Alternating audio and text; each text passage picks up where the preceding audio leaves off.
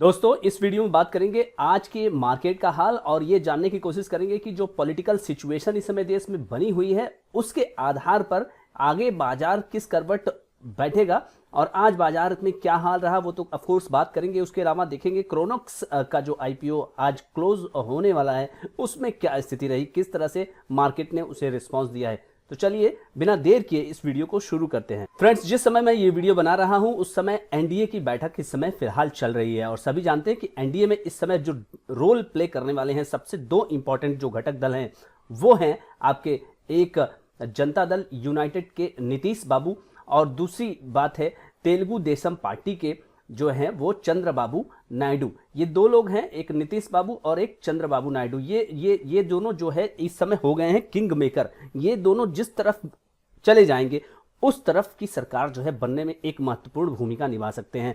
और दूसरी सबसे इंपॉर्टेंट बात यह है कि जनता दल यूनाइटेड के नीतीश कुमार का ट्रैक रिकॉर्ड खराब रहता है। ये किसी के साथ भी जो है इलेक्शन लड़े उससे मतलब नहीं होता है और किसी के साथ भी रहें इससे भी उनको कोई मतलब नहीं रहता है। इनको सुबह सुबह उठेंगे, उनको लगेगा कि हाँ आज हमें पार्टनर चेंज करना है तो किसी भी तरह से इनको पार्टनर चेंज करना होता है। वही ट्रैक रिकॉर्ड जो है वो तेलुगु देशम पार्टी यहाँ पे चंद्रबाबू नायडू का भी रहा है। 2019 में ये तक ये जो है एनडीए का हिस्सा थे, बाद में नाराज होकर ये चले गए, फिर वापस आए हैं 2024 के चुनाव में। साथ में इन्होंने आंध्र प्रदेश में चुनाव लड़ा और अच्छा किया। तो फ्रेंड्स, कुल मिलाकर के अगर बात किया जाए ट्रैक रिकॉर्ड की तो ट्रैक रिकॉर्ड जो है दोनों का ही ठीक नहीं है। कुल मिलाकर के स्टेबिलिटी एक क्वेश्चन मार्क रहने वाली है। इस सरकार की जो स्टेबिलिटी है, इस सरकार की जो चाबी है बनने के बाद भी इन्हीं दोनों के हाथ में होगी और बाकी पार्टियां तो वही है। खास करके अगर शिवसेना की बात करें जो एकनाथ शिंदे वाली पार्टी है, उसके अलावा अगर अजीत पवार की पार्टी की बात करें या फिर छोटे छोटे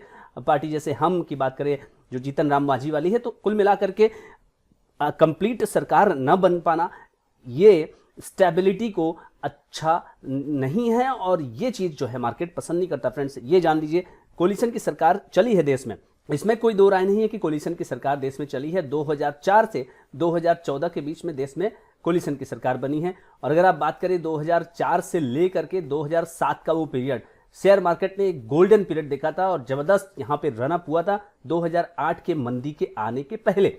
लेकिन और एक तरफा तेजी हुई थी, उसमें कमाने वाले जो है कमा लिए और अपना जीवन भर सुधार लिए। 2004 से 7 की मैं बात कर रहा हूँ, तो सरकार वहां पे कोलिशन की सरकार थी। देखिए किसी भी पार्टी की सरकार बने बस वो स्टेबल हो और वो पॉलिसी मैटर्स पे हेजिटेट ना करे और देश को बंधक ना बनाए, इस तरह की सरकार होनी चाहिए। एनडीए की सरकार बनना तय है क्योंकि वो 290 प्लस है। अगर 230 वाले या 235 वाले कोशिश करें और इधर के उधर को तोड़ फोड़ करें तो फिर से स्टेबिलिटी बहुत ज़्यादा प्रभावित करेगी। उसमें कई सारी पार्टियां हैं और फिर स्टेबिलिटी को तो कुछ भी कहा नहीं जा सकता। हाँ, कांग्रेस का ये कहना है कि वो 2004 से 2014 तक वो सरकार चला चुके हैं, उनको कोलिशन धर्म निभाना आता है, तो वो अलग का मैटर है। चलिए ये रहा पॉलिटिकल डिस्कोर्स इस समय और इस पर क्लोजली निगाह होगी। 7 या 8 तारीख को इसमें कहा जा रहा है कि 7 या 8 तारीख को नरेंद्र मोदी फिर से तीसरी बार देश के प्रधानमंत्री की शपथ ले सकते हैं। इस मीटिंग के बाद देखिए क्या क्या चीजें होती हैं। फ्रेंड्स, कल प्रधानमंत्री नरेंद्र मोदी जो आज निवर्तमान प्रधानमंत्री हो गए, उन्होंने कहा कि अब वो तीसरी बार शपथ लेंगे। बाजार को अच्छा लगा, आज बाजार 3.36% बढ़ा, 735 पॉइंट। सुबह के सत्र में थोड़ा सा यहां पे प्रॉब्लम थी, आप देख सकते हैं अदानी पोर्ट ने वापसी की 8.46%। और उसके अलावा आप यहां देखिए इस लिस्ट में ध्यान से जरा देखिएगा, ऊपर के स्टॉक्स में आपको पीएसयूज नजर नहीं आ रहे हैं और ये जो ऊपरी स्तर पर पीएसयूज में फंसे होंगे उनके लिए मैटर ऑफ कंसर्न है। बाउंस बैक पीएसयू ने नहीं किया है क्योंकि डाउट है बाजार को डाउट है कि कोलिशन गवर्नमेंट में पीएसयूज को किस तरह से बढ़ाया जाएगा। आप देख सकते हैं क्वालिटी कंपनियां ऊपर आई हैं और बाजार को लीड करती है हुई दिख रही हैं। अदानी पोर्ट उसमें से इकलौता है जो कि थोड़ा सा एक ऐसा नाम है जो कि यहाँ पर डाउटफुल है। अगर कोलिशन गवर्नमेंट बने और उस तरह से इन लोगों को कॉन्ट्रैक्ट्स वगैरह नहीं मिले तो भी उसके बावजूद यहाँ पे अच्छा बाउंस बैक दिखाते हुए IndusInd bank, Hindalco, Hero MotoCorp, MNM, Tata steel यहाँ पे अच्छी खासी बढ़त के साथ आज बंद हुए 7% एंड अबव। इसके अलावा फ्रेंड्स देखिए Shriram finance, Tata consumer products जो स्टॉक्स जो बढ़ नहीं रहे थे निफ्टी के, कल धड़ाम होके गिरे थे, कम गिरे थे इनफैक्ट, उनमें आपको यहाँ पर तेजी दिखाई दी। ओएनजीसी यहाँ पे बाजार में हिस्सेदारी करता हुआ नजर आया। Then HDFC bank 4.63%, JSW steel फिर से वापस आया, HUL लगातार आपको तेजी यहाँ पे दिख रही है डिफेंसिव स्टॉक्स में, HUL यहाँ पे 4.26%, देन सरकारी कंपनी कोल इंडिया 4.22, डिवीज लैब 4.13, सन फार्मा यहाँ पे लीड करता हुआ नजर आया 4% के साथ। अब आप देखिए ITC थोड़ा वापसी किया, ICICI बैंक 3.47, भारतीय एयरटेल 3.4, इस तरह से आप देख सकते हैं बाजार में हरियाली आज छाई रही। इसके अलावा फ्रेंड्स अगर बात करें टाटा मोटर्स की तो यहाँ पे 2.88%, बजाज फिनसर्व 2.73%, मारुति सुजुकी, इन्फोसिस, टाइटन कंपनी में आपको लगातार आज लिवाली दिखी। टेक महिंद्रा, ग्रासिम्स, SBI, आइशर मोटर, रिलायंस में तेजी है लेकिन थोड़ी सी है। और क्या घटे, कुछ भी नहीं घटा, इनफैक्ट आज सभी शेयर्स जो है हरे निशान में लेते हुए बंद हुए, तो ये एक अच्छा साइन है, मार्केट बाउंस बैक करता हुआ आपको नजर आया है। फ्रेंड्स जहां तक बात निफ्टी बैंक की है तो 2000 पॉइंट इसमें आज रिकवरी दिखाई दी 4.53%, तो ये रिकवरी थी और इसको लीड करता हुआ नजर आया इंडसइंड बैंक 7.87%, यहाँ पे SBI भी नहीं है, बैंक ऑफ बड़ौदा भी नहीं, कुछ भी नहीं है, बंधन बैंक 7.56, फेडरल बैंक यानी प्राइवेट सेक्टर बैंक यहाँ पर लीड करते हुए नजर आए और ये एक अच्छा साइन है। अब देखिए उसके बाद सरकारी बैंकों का नंबर आता है, HDFC बैंक 4.63%, कुल मिलाकर के आपको यहाँ एक अच्छा साइन बाजार में दिखा। दोस्तों निफ्टी मिड कैप 50 एक इंडेक्स की बात करते 694 पॉइंट यानी 5%, यहां पर किस तरह की स्थिति रही टॉप के शेयरों में देखते हैं। दोस्तों निफ्टी मिड कैप 50 यहां पे 5% की तेजी रही और स्पेकुलेटिव स्टॉक वोडाफोन आइडिया 12% ऊपर रहा, सेल 9%, इंडस टावर 8% वापसी हुई, अच्छी बात है, अच्छी कंपनियों में वापसी होनी चाहिए। इंडियन होटल्स 8%, 7% आपको अशोक लेलैंड, बालाकृष्ण इंडस्ट्रीज 7%। कुल मिला के कल जो डैमेज हुआ था बाजार में उस डैमेज को आज बाजार ने कुछ हद तक कंट्रोल कर लिया है।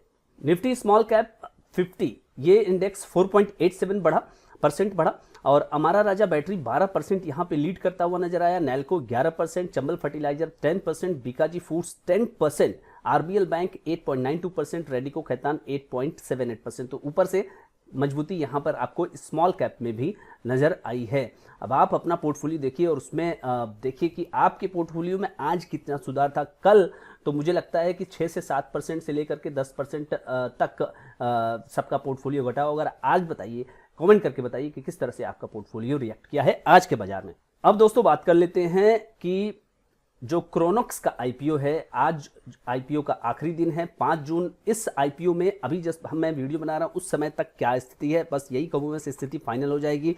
तो सब्सक्रिप्शन जो अभी चल रहे हैं वो क्वालिफाइड इंस्टीट्यूशनल्स में 89 टाइम्स, नॉन इंस्टीट्यूशनल बायर्स में 301 टाइम्स, BNII में 322 गुना, SNII में 206 गुना, रिटेल इन्वेस्टर ने 54 गुना यहां पर लगाया है। और टोटल बात की जाए फ्रेंड्स तो 117 टाइम्स यहां पर क्रोनॉक्स के IPO को रिस्पांस मिलता हुआ नजर आया है फ्रेंड्स। अब आप देखिए यहां पर 10,775 करोड़ रुपए का यहां पे आपको एप्लीकेशन मिला है। कुल मिलाकर के ये IPO बाजार में एक अच्छा संकेत देता हुआ नजर आया। अब देखने वाली बात ये होगी कि IPO जब ये इस कंपनी का जब IPO लिस्ट होगा बाजार में तो वहां पर आपको GMP के आसपास मिलेगा या उससे कम मिलेगा, ये आपको लिस्टिंग के दिन पता चलेगा। मैंने एक वीडियो इस पर बनाया था कि इस IPO में अप्लाई करना चाहिए या नहीं चाहिए और मैंने वहां पर अपनी पर्सनल राय दी थी फ्रेंड्स। तो दोस्तों बाजार में कुल मिलाकर के जबरदस्त वोलेटिलिटी नजर आ रही है। विक्स जो है वो आपको 18 के आसपास, 24 से सीधे 18 के आसपास इस समय दिख रहा है, जो कि वोलेटिलिटी को घटने का संकेत दे रहा है। तो आपको यहाँ पे बाजार में वोलेटिलिटी के साथ प्ले नहीं करना है। अगर आप एक लॉन्ग टर्म निवेशक हैं तो बाजार को चुप से देखिए, आराम से देखिए, किनारे से देखिए। और अगर आपको इसमें प्ले करना है तो आप अपने ट्रेडिंग एक्सपर्टाइज को यूज करते हुए प्ले कर सकते हैं। जैसे कि कल बाजार जब 6% घटा था उस समय एक अच्छा शॉर्ट टर्म गेन लेने का समय था और आज सुबह तक भी था, लेकिन बाजार ने उसके बाद रिकवरी कर दी है। तो फ्रेंड्स बाजार काफ़ी वोलेटाइल है और इसकी वोलेटिलिटी कम तब होगी जब पॉलिटिकल जो अनसर्टेनिटी है जो चल रही है वो दूर हो जाएगी। मोदी जी जब शपथ ले लेंगे, और सबसे इंपॉर्टेंट बात, शपथ लेना ही नहीं है इस बार डिपार्टमेंट का बंटवारा करना इंपॉर्टेंट होगा, क्योंकि देखिए आपके जो अलायंस है वो इंपॉर्टेंट मंत्रालय चाहेंगे, वो चाहेंगे उनको रेलवे मिल जाए, उनको एजुकेशन मिल जाए। तो इस तरह का जो इंपॉर्टेंट मलाईदार मंत्रालय है जिसमें कि कमाई धमाई के अवसर हैं वो लेना चाहेंगे। अब कमाई धमाई करेंगे वो, तो मोदी जी का भ्रष्टाचार का वादा क्या होगा, तो ये सारी चीजें इस टर्म में आपको देखने को मिलेंगी। तो फ्रेंड्स, आई होप ये वीडियो आपको पसंद आएगा। ये वीडियो अगर आपको पसंद आया तो चैनल को सब्सक्राइब करिए, अगर इसमें आप नए हैं तो वीडियो को लाइक करिए, शेयर करिए, सब्सक्राइब करिए। Thank you so much friends.